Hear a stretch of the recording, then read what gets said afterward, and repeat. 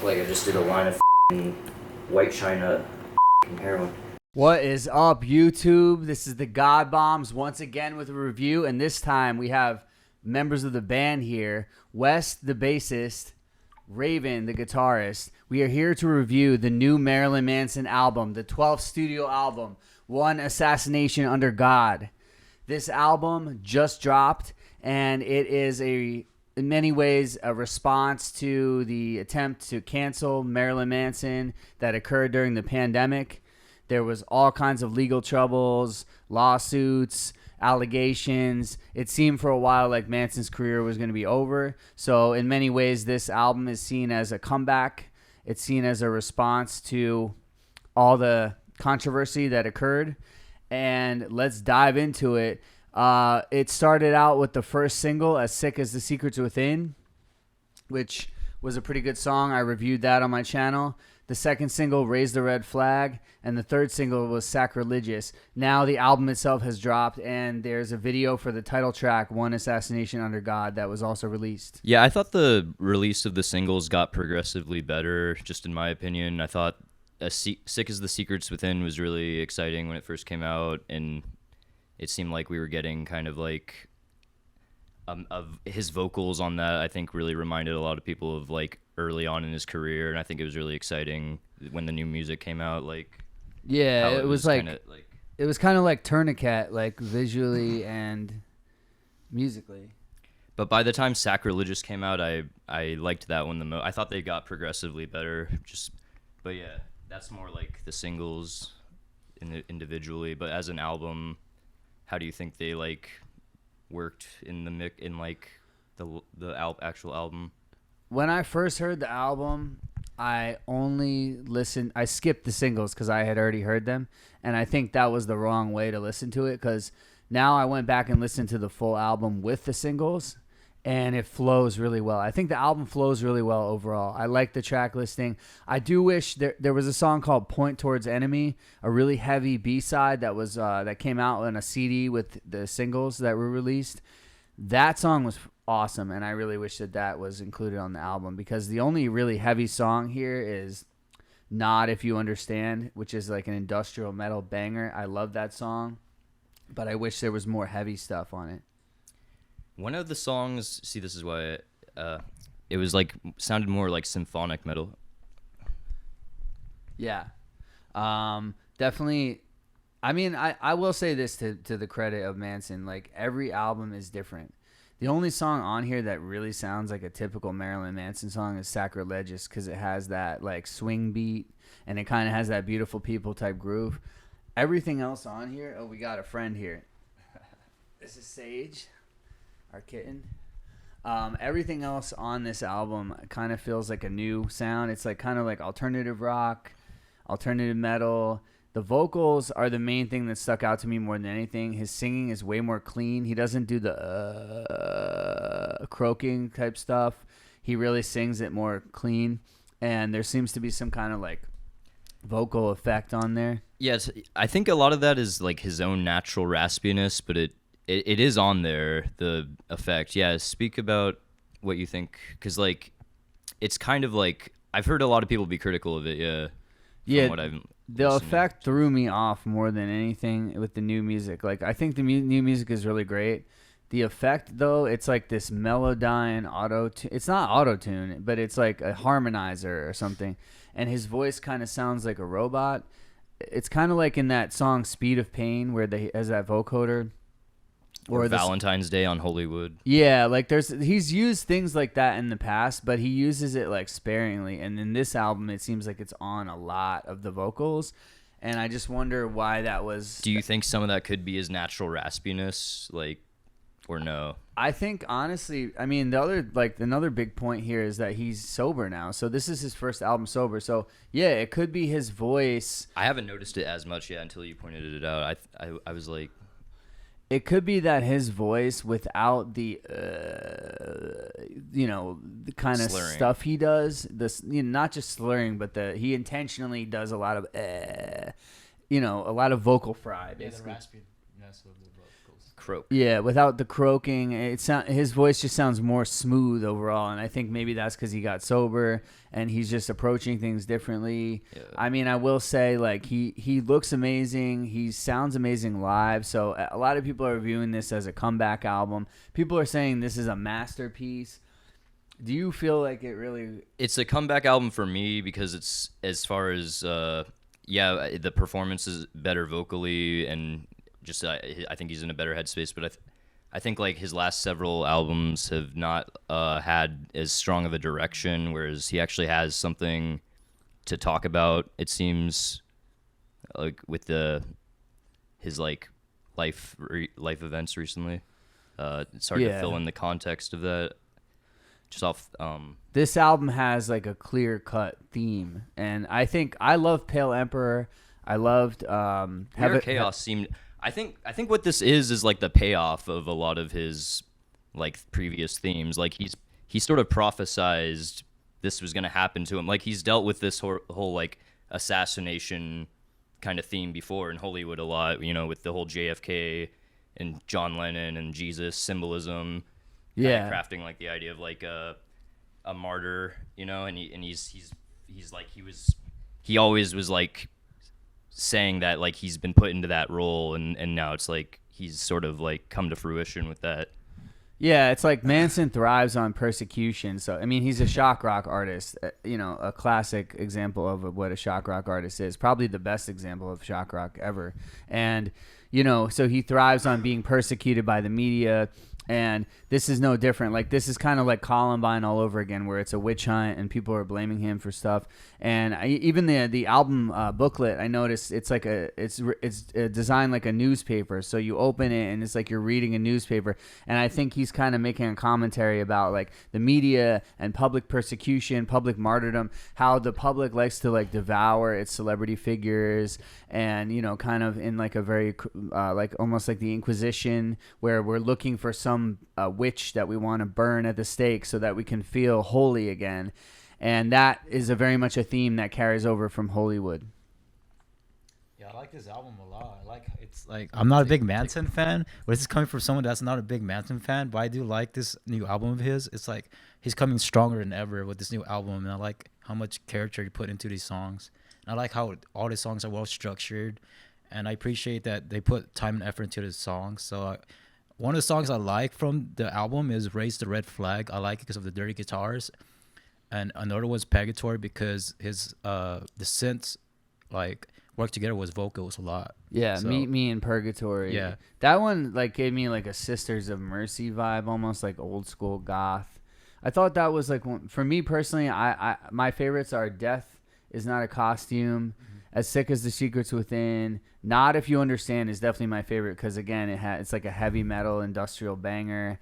I love the distorted vocals on there. It's like the one song where he doesn't have that harmonizer thing on his voice. He instead he has like a distortion. And I also thought No Funeral Without Applause was really good. I thought that was going to be the fourth single. I was kind of surprised that he made it the title track instead, was the fourth single. But yeah, I like the title track too. I think it's a great album opening. Yeah. And the last song, Sacrifice of the Mass, it's almost like Hotel California by the Eagles. It's very musical. I mean, the whole album is, you know, with Tyler Bates on guitar, it's more melodic, more musical. And, you know, it's not as abrasive as like some of the old Manson stuff. But I kind of miss that atonal stuff, or like Daisy Berkowitz kind of wailing guitar. And the pogo, especially, you know, I think the biggest thing I was missing on this is like, if you're going to come back, if it's a Marilyn Manson comeback after the allegations, after him being canceled, after all the controversies and stuff, I wanted to see Twiggy back in there. Familiar. Yeah. Or members, especially like Twiggy and Pogo. I felt like that would have sealed the deal for me if it was like some of the old band members coming back. To speak on that, Twiggy, was canceled or Me Too'd before Manson, and it's ironic that he never reached out to Twiggy, even though the same thing happened to him only a short time later. Yeah. Well, I mean, I've heard... It's not really related to the album, but... No, it is. I mean, I've heard that Twiggy and Manson are cool again. I heard that Twiggy went over to Manson's house and listened to We Are Chaos when it came out, and he was complimenting it. So I think they're cool to whatever extent. But yeah, I don't remember in the timeline when, how long after We Are Chaos came out did the allegations had that already come out about Twiggy? Twiggy got canceled right after Pale Emperor came out. He wasn't even on A Heaven Upside Down at all. No. So that was years ago. And Manson's the allegations of Manson really came right after We Are Chaos. Right. So, I mean, I think overall this is a really solid album. Do I think it's better than the other Tyler Bates albums? Not really. I think that songs like Deep Six off of Pale Emperor are better, and Third Day of a 7-Day Binge. I think those two songs in particular are better than anything here on this album. Maybe the singles are better, but as an album, I think it's Tyler Bates' best effort as like musically, but yeah, it's very pristine sounding. It as an entirely album, subjective. it definitely flows. I think it probably flows the best out of all the Tyler Bates albums. But I don't know. I think it's pretty good. I would give this album overall an 8 out of 10. So like a 10 being Mechanical Animals. 10 being Antichrist, Mechanical Animals, or like Hollywood. Then I'd give it, to compare it to like Hollywood, yeah, maybe a 9. If my favorite is Hollywood is a 10, I'd put this like. So you think it's really good? I do. I think that music, like in terms of like, I it's not my favorite, but I think in terms of his like production and like just the quality of the music, like as accessible, like I would show this to like anyone who isn't a Manson fan, as like to try to see if they would be interested. Yeah. Yeah. I mean, I think like one thing I will say is it's a new sound. It's different than other stuff. That gives bonus points because he went in a different direction. It would have been more safe and predictable if he was like, I'm angry because I got canceled, so now I'm making Antichrist Superstar 2. And it's like, nah, he didn't do that. I feel like it's more like Hollywood too. That's more why I gave that answer, just because Hollywood is my favorite, and if I'm like seeing this as like a continuation of that, which I've wanted to for a while, because those themes, like you said, yeah, it deals with persecution, but I think it's more than that too. It's like it's the martyrdom, which is like, I mean, yeah, persecution, but also like resurrection, because I think also there's a spirituality in this album where he did get sober. He did find some kind of higher power, and he got sober. So there is a sense of like a lot of Christian themes here, and like sacrifice of the mass, meet me in purgatory, sacrilegious. It's all very kind of like God-centric, and I do think that there is a sense of him having some kind of faith here if you read the lyrics. Yeah, at one point he refers to, I forgot which song, but he's saying like I don't need to repent. And I don't need to repent. He's That's saying, not if you understand. He's saying he's using repent, and I think like a double entendre. He's saying like that's like to be like killed, not necessarily like him like repenting. Like that's to have his like mark like stamped out kind of thing, like what they wanted to do to him. Like, yeah, he's not basically he's saying I'm not gonna like, because I think what I do like is that when the allegations happened, Manson didn't do some cheesy video where he was crying and apologizing like P. Diddy or something. He kept it real quiet, because he's saying like, no, I'm not just gonna show up with a bunch of tears and have my fucking 15 seconds of fame here like, oh, I'm so sorry everyone. Nah, he didn't take that approach. He's like, I'm not repenting because I didn't do anything wrong. That's the way I took it, at least. yeah, something like that. Yeah, that it was like it's what they want to do to him. Or like, yeah, repent. like It's they not, needed he doesn't need to feel bad, and it's a double entendre. Like it's like more like a double entendre. Yeah, it means that, and also potentially like I don't need to be have this retribution because I did nothing wrong. Yeah. Right, yeah, and he's like, I'm not going to apologize for who I am. Because, it seemed like they were kind of crucifying him because he's like a shock rocker and he looks crazy and he sings about controversial things. And so the media was just eating this up, like as if they automatically assumed it was true. Meanwhile, the DA here in Los Angeles has been investigating this for over a year, George Gaston. And he's going to be out soon. They found no evidence of any actual wrongdoing. They've got all his hard drives. They seized all his phone, everything in his house. They've been reviewing this thing for, how long does it take to look through everyone's stuff? I mean, maybe a couple months, but certainly not more than a year. So they just don't want to close the case because they don't want to admit that there's no evidence, because this is Me Too LA. Everyone here is all about this kind of stuff politically, but like the bottom line is like he's saying, I'm not going to repent because they're, you don't got any dirt on me, basically. What do you think about the album? I mean, besides the whole movement of Marilyn Manson, I'm way behind from the albums listening to him, but what I heard from this album is White Coma. That's my favorite one too. Oh, Mechanical Animals. I think As Sick as the Secrets Within is very much similar to Coma Black. Like it has the same chord progression and melody in the chorus when he says what's the chorus, the verse to Sick as the Secrets Within? Oh, it's like the melody of you're only as sick as the, it's the chorus. Yeah. In Coma Black he says this was never my world. Yeah. It kind of is similar. Yeah, but besides all that, I give this album a 10 out of 10. Great job on the team for producing, putting all it together. He put all his effort into these songs, and the art he created, it's like, I love it. Who produced this other than Tyler Bates? It's and just Manson? Tyler Bates and Manson. Yeah. I don't even think the new band member. I mean, actually, that's not true. I know that the new drummer is on the album. Yeah. Gil Sharon. Yeah, Gil Sharon. As far as the bass parts, I'm pretty sure Tyler Bates just did all the bass, and he definitely did all the keyboards and stuff. So I think it's just Tyler, Manson, and the drummer Gil Sharon. So maybe here and there. I think like Piggy. Why don't we look at that before we put a video up?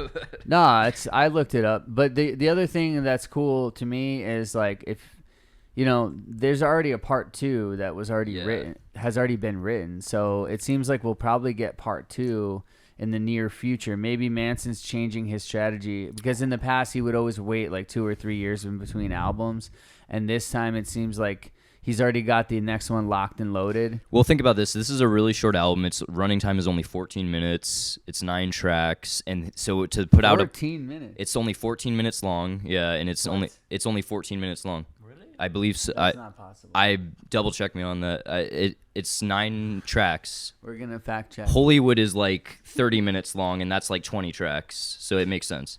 Anyways, check it really quick, and then I'll continue. No, go on. Okay, 43 minutes and 26 seconds total. What? Okay. Okay. Anyway, yeah. How long? All right, never mind. What were you gonna say? I thought it was only 14 minutes. It is minutes. his shortest album, though. That part is true. It's only at 9 songs long. It is the shortest Marilyn Manson album. Yeah, my point was just going to be like, I think it's more of a marketing thing, but also it's the storytelling aspect of it. He wants to like put it into 2 parts. Yeah. But he obviously must have all those tracks like written at least, if it because it's a story. But like, who knows? Like, I'm pretty how positive, polished it is based on insider information from people that were like at listening parties and whatnot. This was originally a big, long double album, and so he split it up into 2 parts. So he definitely has all the songs written already. And you can think of it as one album in 2 parts too. Yeah. Yeah, I think it's smart the way they're releasing it. Like this Nuclear Blast Records, they seem like they're doing a good job promoting this. One last thing I want to say that's interesting to me is that this album is all about the media and people crucifying him and him becoming a martyr for the public to devour him. And he even the booklet is like a newspaper, like I said, but he didn't do any interviews to promote this album. That was another thing that we were talking about. Like, there was no media interviews, nothing. And I think that's a powerful statement from him, where he's just basically saying, y'all all turned your back on me when there was allegations against me. All the media was quick to report all this stuff about me. So I'm not going to grant interviews to anybody. That's the way I took it, at least. I feel like that's a good point. That's probably true. That's probably his reasoning behind it. I sense some like traumatization as well, and I feel like someone like Joe Rogan is someone he would like be like, yeah, that's probably cool, like because I feel like the people like deserve it. That would be amazing. His public that loves him deserves it, if nothing else. Yeah, like I think we like his interviews. We like hearing from. We want to hear like this sort of like finally like be put to rest according to him. Yeah. Well, the thing is, he has ongoing defamation lawsuit with Evan Rachel Wood, so that it's possible that he can't talk about anything in interviews, and that might be because of legal restrictions, because there's still a trial happening. So that might be why he's not willing to do interviews right now. His lawyers probably told him not to. But I do think that when the time comes, it would be amazing to see Manson on Joe Rogan. So we're going to manifest that shit right now. Anyway, thank you guys for tuning in. We are the God Bombs. Justin, West, Raven, and we have a show coming up at the Whiskey A Go Go. January 17th, we are opening for Head PE. Head Also, PE. check out our latest music video, Lord of the Flies. Our music is industrial metal, similar to Marilyn Manson, inspired partially by Marilyn Manson. Definitely for fans of Marilyn Manson. So we want you guys to check out our band. Check out the other Manson reviews on this channel. Thank you so much for tuning in. Bombs away.